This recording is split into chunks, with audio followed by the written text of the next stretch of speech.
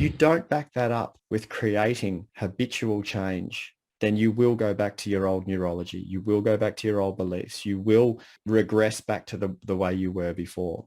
So yes, you can have transformational moments, but then you also need to back that up with some consistent incremental change. Welcome to the My Future Business Show, where we get you in front of your best audience and keep you there. Not only are we interviewing the biggest names in business to help you become even more successful, we're inviting you to book your spot on the show to help you grow your business. So at the end of the call, make sure you fill in the interview application form at myfuturebusiness.com/interviews. Hello and welcome back to the show. My name's Rick Nusky. I'm your host. It's wonderful to have you here. You know what, today I think I am the luckiest person alive, not only because I'm the host, but because we get to share some incredible insights, some sage advice from those in the know that are making headway in their business, doing incredible things. And today's no different because I have the pleasure of welcoming coach, facilitator, author and TEDx speaker, Mr. Jem Fuller, to the show. Welcome to the show. G'day, Rick. Thanks very much for having me on. Absolutely, my pleasure. Now, you and I were just talking about where you used to live and what you're now doing and, you know, entering the second half of our life, which was where I guess we start to think about things maybe a little bit differently. And I'd love to talk a little bit more about that at some length. But the priority of the call really is how we can become more functional human beings and how we can use our innate skills and abilities to collaborate effectively and create outstanding results for the greater good. Now, I've taken that from literature that you provided, and I'd love for you in a moment to, I guess, extract the goodness out of that and tell us what that means. But before we do that, where are you calling in from today, Jim? Mate, I'm calling in from home. I live in a little town called Belbray, which is right next to Bells Beach. Most people would have heard of Bells Beach. Oh, yeah. The surfing spot down on the Great Ocean Road. I'm on a 300-acre sheep farm, and we don't run the sheep here. There's a farmer who comes up and runs all the sheep, but we get the benefit of living on this beautiful big property with ocean views. So that's where I'm calling you from. I can only imagine. Now, tell me that you've gone out and ridden a few waves there. Oh, absolutely. Not today. I just had a look at the surf report and it's flat. Oh. But that's okay. That's okay. There's always going to be more waves. Yeah, absolutely. And is that your only thing you enjoy doing in your pastime, Jim? No. It's not the only thing. Last birthday was my 50th and my partner rallied together a bunch of mates and they all got me quite a nice mountain bike. Oh. And I've been really enjoying mountain biking. And the surf gets pretty competitive. I don't know if you surf. Oh, yeah. There's lots of people trying to get the same wave. Oh, yep. And I'm not particularly good. So there's usually somebody better than me already on the wave. And it can get a bit frustrating. I mean, I love being in the ocean, but, you know, if I'm out there for an hour, I'm lucky to get one or two waves. Whereas mountain bike riding, there's nobody on the wave. The trails are there to share. And I've been really enjoying it. So I get my nature fix. I'm a big nature lover. I get the heart rate up and the body moving, which is fantastic, and the adrenaline because it's fun and, you know. Yeah. So mountain biking's been good. We love camping.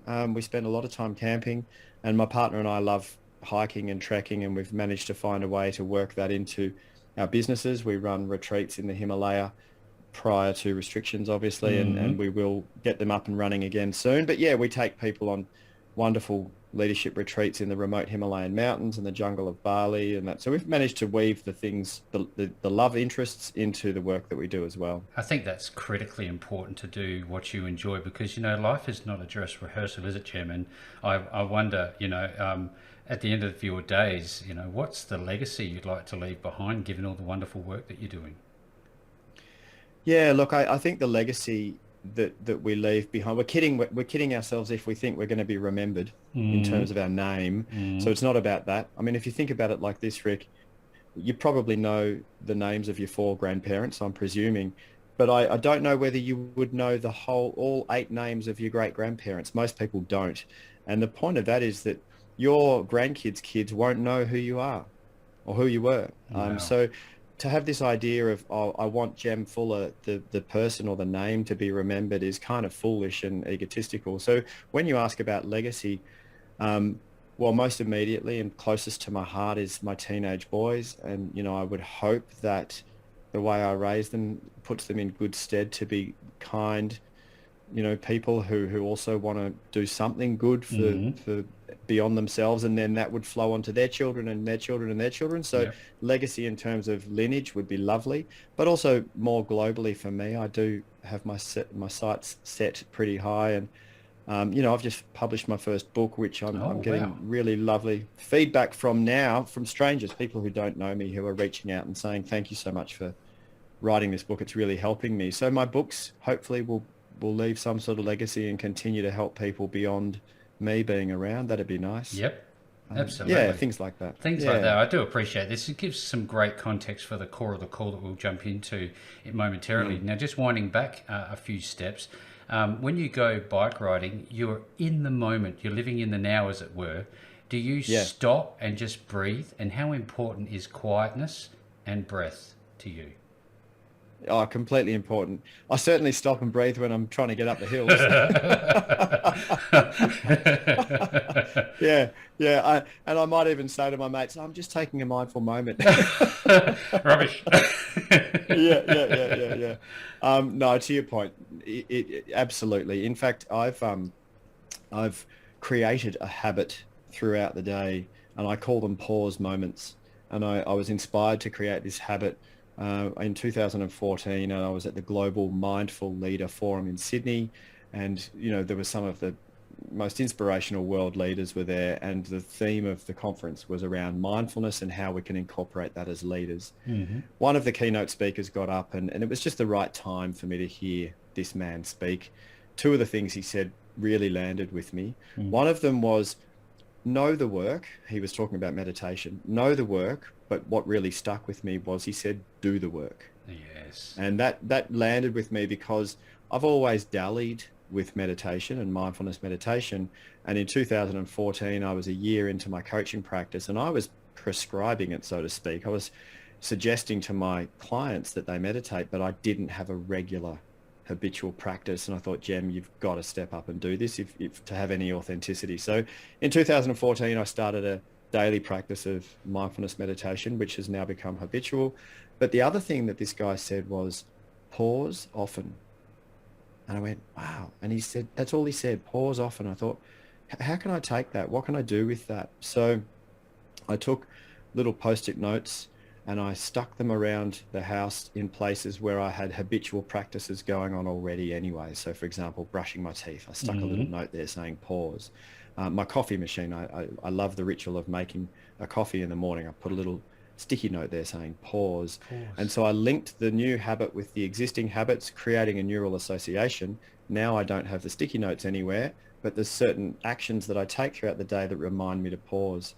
And these little pause moments are short, just a few seconds, take a breath, just notice what you can notice in the moment. They've become like little recalibrations back to my center, back to my place of equanimity. And Rick, I share this with all of my clients and I say, look, I know it seems too simple and too small to make a big difference, but these little 1% habitual actions that we create over the longer term can be game changing. So yes, I do pause and breathe often. We're talking about habit, obviously, and I'd love to give a perspective for the listener what a day includes for you. First of all, are you an early riser, and what happens after that point? Yeah, look, I'm not a ridiculously early riser by nature, so my body clock would normally used to. I'm 7 weeks into creating new habits.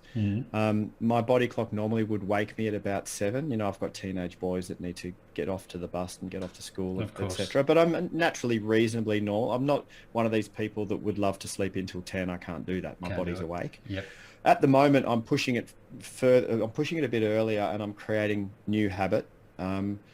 So I've been meditating for 20 minutes most mornings since 2014. Now I've upped the habitual practice in the morning. So my day usually starts at either 5:30 or 6. I'll meditate for half an hour. Then I do 5 to 10 minutes of affirmations. Yep. And I used to think affirmations were just a kind of woo-woo thing to do, but now I understand the neuroscience behind them, so I do them with more fervor. So 5 to 10 minutes of affirmations, half an hour of either weights. I've got a little gym here at home, so either half an hour of weights or half hour run.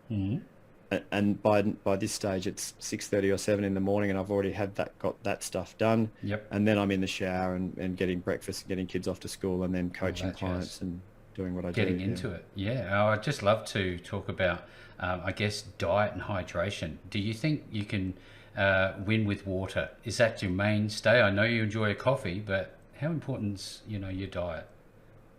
Yeah, look, super important. Mm. We are what we eat, Mm. essentially, aren't we? Mm. My diet's always been moderately good. I don't like fast food, so I don't eat it.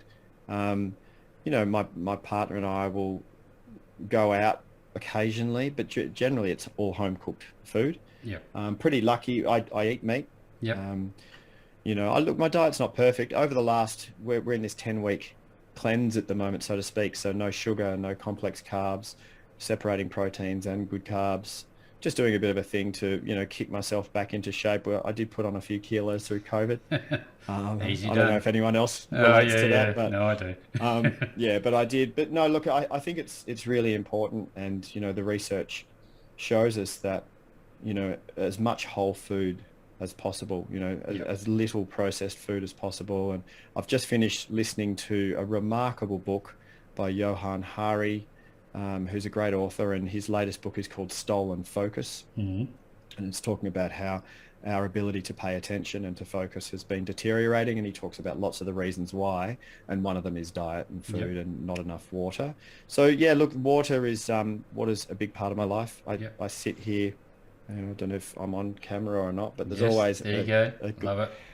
it's always here, and it's always getting drunk, so it means more trips to the loo, but that's all Yeah, right. no, I'd prefer that. That's for sure and certain. Now, I'm just circling back on the COVID situation. I'm wondering, because I speak to a lot of people, globally basically, and we talk about this in terms of the psychological impacts that this pandemic is having on people. How have you managed through this process? Because I know that in where you are, Melbourne, or a Mm, little bit away from where you are, but mm.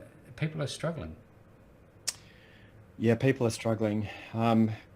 Personally, I've been really lucky. Mm. I've been developing a very resilient mindset for quite a long time now. So I was pretty well positioned in terms of my perspective and my mindset for this. Also, like I said to you before, I think before we started the call, I live on 300 acres, so I've got Mm. land around me. Victoria was the most locked down Oh, place yeah. in the world for the Yep. longest period of time. So but again, for me, I feel very lucky. I was able to bring all of my work online. In fact, my work doubled year on year through COVID. Oh, wow. Um, but my clients and my kids and their friends, there was lots of struggle, lots of Mm. struggle. Mm. I'm very aware of how much people struggled, and I'm also aware of how little I did struggle. Our bubble was quite big. Mm. Got a blended family here at the farm. There's two houses. My brother and his wife and their little kids are next door. My mum lives with us. Between me and my partner, we've got 4 teenagers. So the bubble was quite big. Yep. And there's certain things that humans need that humans were deprived of through lockdowns. And for example, we need connection. We're a social creature, and isolation is not good for us. Even for introverts, Yep. they still need some sort of connection. Mm-hmm. We need to be in nature. Nature is, as you know, super healthy for us. Yep. And we need to be able to move. Movement is really, really important for our health and well-being. And so people were restricted in these areas, which wasn't good. No. Yeah, absolutely. Thank you for the feedback. Now, what type of person is attracted to the work that you're doing? And do you find that the people that you're working with, you're actually forging, I guess, almost longer term friendships and work, as opposed to just a standard working relationship?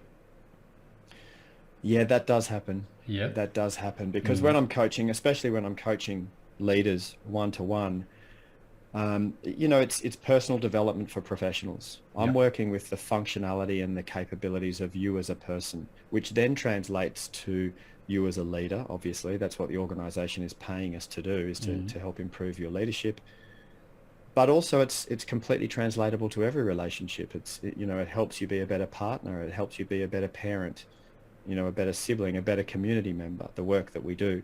So Mm. yes, we forge really lovely relationships. It's pretty clear we don't we don't call each other up for a beer on the weekend, but me and my clients are in regular contact because a part of the service that I provide is weekly support and accountability. So most of my one-to-one clients, there's a dedicated coaching session each month, but every Monday they're getting a personal text from me. G'day, Rick. Have you done what you said you were going to do? And if you haven't, what can I do to support you to take the actions that you said that you would take? I think accountability is a really important part of any coaching, whether you're coaching basketball or leadership. Having that continual support and accountability is really important. So yeah, we get close, Some of my clients, there are some engagements where an organization will say, Jem, we've heard about your awesome culture workshops. Can you just come in and run a one-day workshop? Mm-hmm. And of course I say yes. Yes. But I also say to them, look, yes, I'll come and do a one-day workshop for you. And, if you've got 20 people in the room, maybe one or two of them might actually take something from it and make some changes in the way they show up to work or in their life. Yep. But that's probably going to be it. The rest of them will be entertained and maybe even inspired, and might have penny drop moments and go, aha, yeah, wow, that's awesome. But for real sustainable change to occur, it takes time. It takes that support and accountability piece. Yep. It takes consistency over a period of time. So the organizations that I'm really able to help make proper change culturally, that lasts beyond the work, they usually engage me for a year. Yeah, wonderful. Now, obviously, you've just touched on this. It's very much incremental steps forward rather than wholesale transformative. Do you ever see transformations, very rapid ones? Yeah, absolutely. They both exist. So you can have the Tony Robbins light bulb moment. Yep. 100%. Yep. But, and now this is just what I believe. This is not necessarily a truth. This is just my experience. Yep. You can have the Tony Robbins light bulb moment and walk on hot coals and have a real kind of transformation of awareness and perspective. And I know this because I've done it, and I've done his stuff and I've walked the hot coals. But if you don't back that up with creating habitual change, then you will go back to your old neurology. You will go back to your old beliefs. You will regress back to the way you were before. So yes, you can have transformational moments, but then you also need to back that up with some consistent incremental change. There seems to be some obvious foundational work that one must do to get any improvement, get any outcomes when they're working with you. How does that come about in a situation when you're working with clients that have people in your workshops that have been told that they have to be there? What's your process for getting them away from that mindset? Yeah, it's a great question. It's a really good question. You can't inspire change in anyone who doesn't want to change. And yeah, 100%. So you've got the head of the HR department, or you've got the head of people and culture, or you've got even the CEO has said, right, I love this guy, Jem. He's awesome. Let's get him in for a day and bring everyone along. And everyone comes along because they've been told to. So there's only so much you can do. There's only so much you can do. And, obviously I go in there and I speak to that. There's no smokes and mirrors with the work I do. I'm completely authentic and straight up with the people in the room. Very clear. And even sometimes, depending on the room and my gauge on the room, I'll even speak to that and say, look, you're all here because you've told you have to be here. What I would love for you is that you leave this room at the end of today with something, just something that you didn't have before, that will help make your life a little bit easier, that will help you bring some more flow and success to whatever it is that you care about. That's my intention for today. Yeah. And then I'll ask the room to set an intention for themselves, etc. So it's in the framing. Yep. Yeah, take the ownership, and there's tricks of the trade in facilitation that we use to set up the framing of the day, the context of the day at the start of the day, that are best going to get the individuals to want to lean in. If we start any workshop at the start of the day by touching or alluding to why they might want to listen. Yeah. So if you start bringing up things and everyone in the room's quietly to themselves going, oh wow, I really want to listen to this. then we're starting to bring people in, and then we can do some good work. And you can nurture them from there. I wonder, given that you talked about a year being the general, I guess, engagement for you working with organisations, let's talk a little bit about workplace culture, because I know this is a long-term sort of commitment from both you and the people that are involved. What can you talk to in terms of workplace culture? Does it exist? Is it a thing at all? Oh, look, to any degree of health, it exists whether you like it or not. You can have a toxic workplace culture. You can have a divided workplace culture. You can have, if you've got an organization large enough where there are teams that don't ever really have to have anything to do with each other, then you could ask somebody in that organization, what's it like to work at TAC or Vic Roads or, WorkSafe or one of these big governmental size organizations. What's it like to work there? You could have somebody say, oh, it's wonderful. It's great. The culture's awesome, right? You could have someone from exactly the same organization say, it's terrible. It's toxic. What they're actually talking about is the culture in their immediate team. You could be working in a terrible team in a what's said to be an amazing organization. Yep. But if your team culture is terrible, your experience daily is terrible, not great. Yeah. It's more local. It is more local. So the smaller the organization, obviously the easier it is to design, create, and then curate the culture that you believe is the healthiest environment for people to thrive in. The larger the organization, obviously the harder it is to get a culture that runs through all the levels and across all the departments. But it is certainly possible to improve culture, and there's some strategies and techniques that I've designed to that end. Yeah, great. I'm loving this call. Thank you so very much, Jim. Now, I always love asking this particular question. Now, if you could say that you had a superpower, what is it? What is the one thing you do the best? Seek to understand. This is not a superpower I was born with. This is something that I've been consciously cultivating. And through the process of a practice of self-acceptance and resolution with my past, which is a resolution with self, right? Yep. So by the more resolved you are with self, which is your relationship with your past, the less it needs to be about you in any given interaction. Let me flip that, right? If I've got a lot of stuff that I'm unresolved with in my relationship with myself and my relationship with my past, I've got a lot of filters, I've got a lot of biases, I've got a lot of stuff, static noise in between me and what you're actually trying to communicate to me. So I'm going to distort the information that you're trying to share with me through all the lenses of my stuff and my past, right? So when you can resolve, do the work with self to come to a place of radical self-acceptance, then there's less noise, and the more clearly I can see you. So when we're sitting together, you feel like I get you. And that ability in communication, I think, is a bit of a superpower. Yeah, that's wonderful feedback. Thank you. And given that you've touched on communication, how do we know if we're being our truest, authentic self in communication with others, particularly in the workplace? Let's put it into that context. Or if we are using those filters, and can you tell? If the more aware we become, the more we can tell. The less aware we are, the less we can tell, because we're caught in ego, which is a necessary function of being human, is a sense of identity. So it's not a bad thing; it just is. And but ego will be driving the bus unless you're aware of it pretty much all the time. It's very reactionary. It's offensive, very defensive.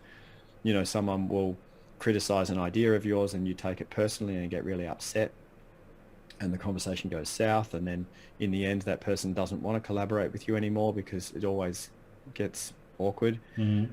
Or you're listening to someone share their idea and you're already queuing up in your idea to rebut or to say what you think. This is all ego, and it gets very, very defensive. And if our sense of identity is attacked, we react very strongly.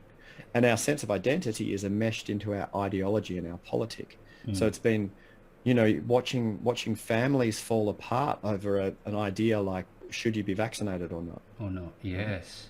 And Polarizing. families have fallen apart over this. Why? Because their ideology, as in this is the way you should live, is enmeshed in their sense of identity.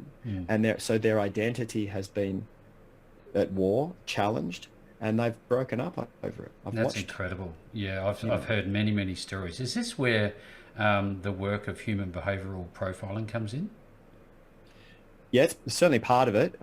Look, the ego thing, we all have an ego.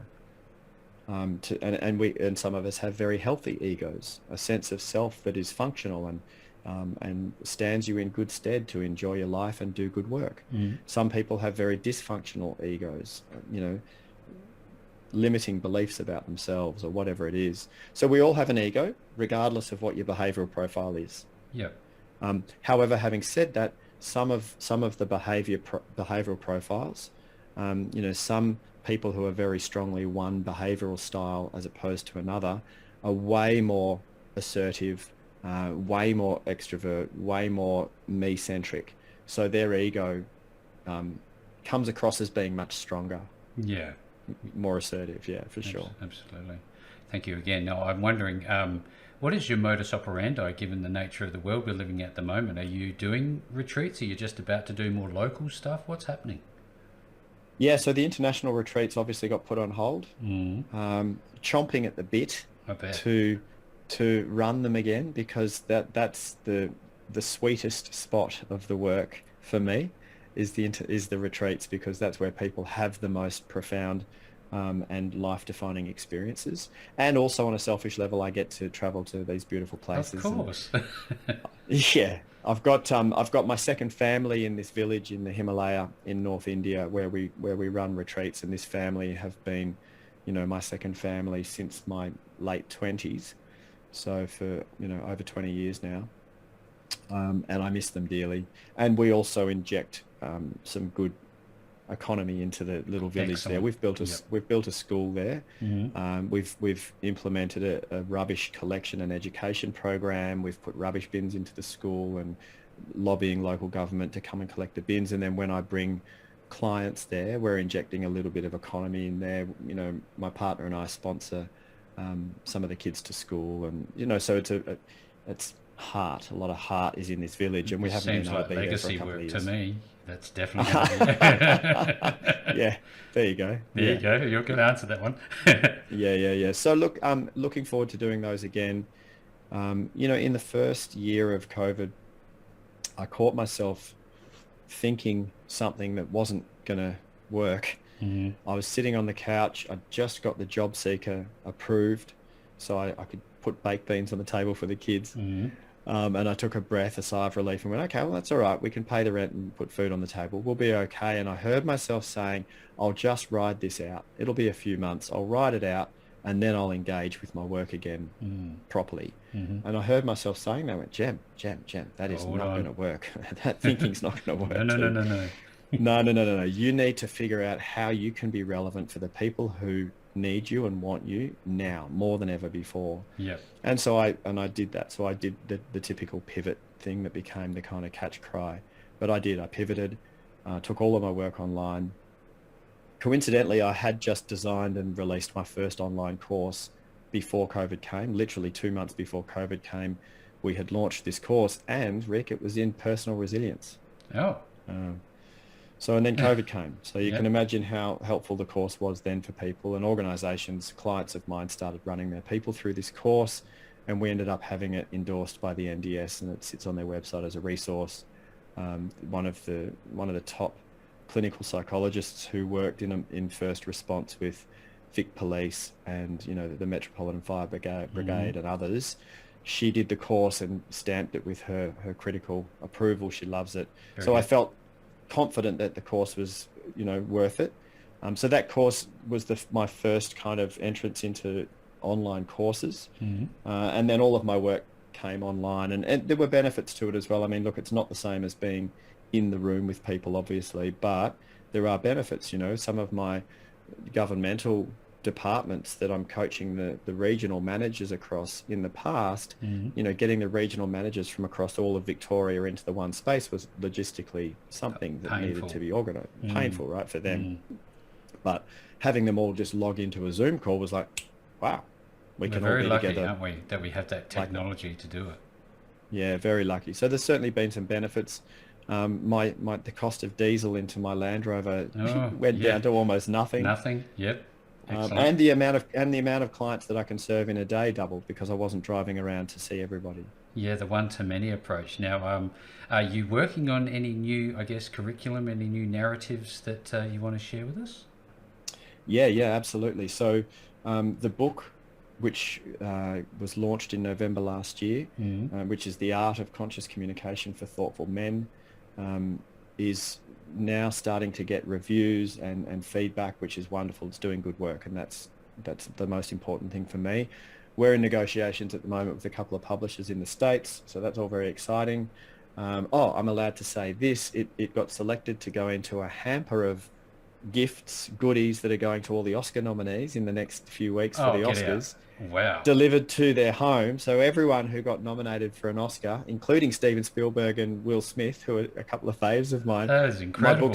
My book's going to end up in their house in the next couple of weeks. So I'm really crossing my fingers that they open the front cover and are intrigued enough to have a read of the book. Absolutely. So that's the book. And now in 2 weeks, I've booked in with my film crew to shoot the online course. And it's a conscious communication for leaders course. We're going to be shooting all of that, and then that will get built, and that'll be available at some point, I guess, in the next 2 or 3 months. You know what? This has been an amazing call, full of great communication, I'd suggest, and I'd just love it if you wouldn't mind if people want to reach out to you, share with the audience where they're going to find you. Yeah, it's pretty easy to find. So Jem Fuller, JEMFULLER, gemfuller.com is my website. You can access all of my resources there. You can also reach out to me personally there through the contact form. Those emails come to me. If you want to follow what I do, Instagram, LinkedIn and Facebook, all Jem Fuller. Fantastic. And with regard to the book, if people want to get their hands on that, is that accessible via your website? Through the website, yep. You can. There's a page for my books on the website, or you can go onto Amazon if you want. I'd prefer if you go through the website, then I don't have to give money to Amazon. But do it whatever you want. Or in Australia, if you go into your local bookshop and ask them for it, they've got it on their list and they can order it through our distributor, and that would be nice also because it'll end up in more bookshops. Yeah, that's great. Look, if you're on this call today and you've heard any of this, you know full well that Jem knows his stuff. So if you want to reach out to him, below this post you will find links back to Jem and all of his amazing work, his books and so on and so forth. With all that being said, Jem, incredible call. Thank you so very much for joining me on the show today. You're welcome, Rick. Thanks for having me along.